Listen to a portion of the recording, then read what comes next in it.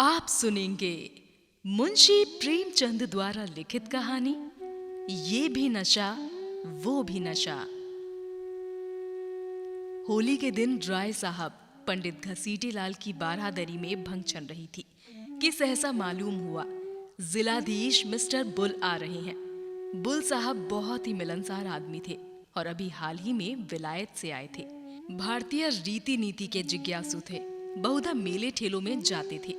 शायद इस विषय पर कोई बड़ी किताब लिख रहे थे। उनकी खबर पाते ही यहाँ बड़ी खलबली मच गई। सब के सब नंग दिड़ंग मूसर चंद बने भंग छान रहे थे। कौन जानता था कि इस वक्त साहब आएंगे। फुर से भागे, कोई ऊपर जा छिपा, कोई घर में भागा, पर बेचारे राय साहब जहां के तहां निश्चल बैठे रह गए। आधा घंटे में तो आप कांप कर उठते थे और घंटे भर में एक कदम उठाते थे। इस भगदड़ में कैसे भागते। जब देखा कि अब प्राण बचने का कोई उपाय नहीं है तो ऐसा मुंह बना लिया मानो वो जानबूझकर इस स्वदेशी ठाठ से साहब का स्वागत करने के लिए बैठे हैं। साहब ने बरामदे में आते ही कहा, हेलो राय साहब, आज तो आपका होली है। राय साहब ने हाथ बांधकर कहा, हाँ सरकार, होली है। बुल, खूब लाल रंग खेलता है। राय साहब, हाँ सरकार, आज के दिन की यही बहार है। साहब ने पिचकारी उठा ली। सामने मटकों में गुलाल रखा हुआ था। बुल ने पिचकारी भरकर पंडित जी के मुंह पर छोड़ दी तो पंडित जी नहीं उठे। धन्य भाग, कैसे ये सौभाग्य प्राप्त हो सकता है। वाह रे हाकिम, इसे प्रज्ञा वात्सल्य कहते हैं।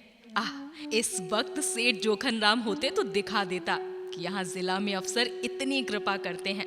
बताए आकर कि इन पर किसी गोरे ने भी पिचकारी छोड़ी है। जिलाधीश का कहना ही क्या, ये पूर्व तपस्या का फल है और कुछ नहीं। कोई पहले सहस्त्र वर्ष तपस्या करे तब ये परम पद पा सकता है। हाथ जोड़कर बोले, धर्मातार, आज जीवन सफल हो गया। जब सरकार ने होली खेली है तो मुझे भी हुक्म मिले कि मैं अपने हृदय की अभिलाषा पूरी कर लूं। ये कहकर राय साहब ने गुलाल का एक टीका साहब के माथे पर लगा दिया। बुल, इस बड़े बर्तन में क्या रखा है राय साहब? राय, सरकार भंग है, बहुत विधि पूर्वक बनाई गई है हुजूर। बुल, इसके पीने से क्या होगा? राय, हुजूर की आंखें खुल जाएंगी, बड़ी विलक्षण वस्तु है सरकार। बुल, अच्छा, फिर तो हम भी पिएगा।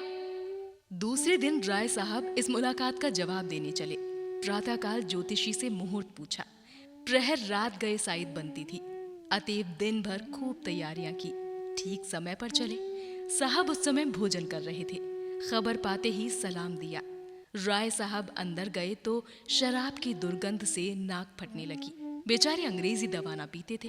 अपनी उम्र में शराब कभी ना छुई थी। जी में आया कि नाक बंद कर ले, मगर डरे कि साहब बुरा ना मान जाएं।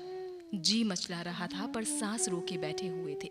साहब ने एक चुस्की ली और ग्लास मेज पर रखते हुए बोले, राय साहब, हम कल आपका बांग पी गया, आज आपको हमारा बांग पीना पड़ेगा। आपका बांग बहुत अच्छा था, हम बहुत सा खाना खा गया। राय साहब, हुजूर, हम लोग मदिरा हाथ से भी नहीं छूते। हमारे शास्त्रों में इसको छूना पाप कहा गया है। बुल हंस कर कहता है, नहीं नहीं, आपको पीना पड़ेगा राय साहब। पाप पुण्य कुछ नहीं है। ये हमारा बंग है, वो आपका बंग है, कोई फर्क नहीं है। उससे भी नशा होता है, इससे भी नशा होता है, फिर फर्क कैसा? राय साहब, नहीं धर्मातार, मदिरा को हमारे यहाँ वर्जित किया गया है। बुल साहब, ऐसा कभी नहीं हो सकता। शास्त्र मना करेगा तो इसको भी मना करेगा, उसको भी मना करेगा, अफीम को भी मना करेगा। आप इसको पिए, डरे नहीं, बहुत अच्छा है। ये कहते हुए साहब ने एक गिलास में शराब उड़ेल कर राय साहब के मुंह से लगा दी तो राय साहब ने मुंह फेर लिया और आंखें बंद करके दोनों हाथों से राय साहब का हाथ हटाने लगे। साहब की समझ में ये रहस्य न आता था। वो यही समझ रहे थे कि ये डर के मारे नहीं पी रहे हैं। अपने मजबूत हाथों से राय साहब की गर्दन पकड़ी और ग्लास मुंह की तरफ बढ़ाया। राय साहब को अब क्रोध आ गया। साहब खातिर के लिए वो सब कुछ कर सकते थे पर धर्म नहीं छोड़ सकते थे। जरा कठोर स्वर में बोले, हुजूर, हम वैष्णव हैं, हम इसे छूना भी पाप समझते हैं। राय साहब इसके आगे और कुछ न कह सके। मारे आवेश के कंठावरोध हो गया। एक क्षण बाद जरा स्वर को संयत करके फिर बोले, हुजूर, भंग पवित्र वस्तु है। ऋषि मुनि साधु महात्मा देवी देवता सब इसका सेवन करते हैं। सरकार, हमारे यहाँ इसकी बड़ी महिमा लिखी है। कौन ऐसा पंडित है जो बूटी ना छानता हो? लेकिन मदिरा का तो सरकार हम नाम लेना भी पाप समझते हैं। बुल ने एक गिलास हटा लिया और कुर्सी पर बैठकर बोला, तुम पागल की माफिक बात करता है। धर्म का किताब बंग और शराब दोनों को बुरा कहता है। तुम उसको ठीक नहीं समझता। नशा को इसलिए सारा दुनिया बुरा कहता है क्योंकि इससे आदमी का अकल खत्म हो जाता है। तो बांग पीने से पंडित और देवता लोग का अकल कैसे खत्म नहीं होता, ये हम नहीं समझ सकता। तुम्हारा पंडित लोग बांग पीकर राक्षस क्यों नहीं होता? हम समझता है कि तुम्हारा पंडित लोग बांग पीकर खत्म हो जाता है, तभी तो वो कहता है कि ये अछूत है, वो नापाक है, रोटी नहीं खाएगा, मिठाई खाएगा। हम छू ले तो तुम पानी नहीं पिएगा। ये सब खप्त लोगों का बात है। अच्छा, तुमको जो करना है तुम करो, तुम जाना चाहते हो तो जाओ। राय साहब की जान में जान आई।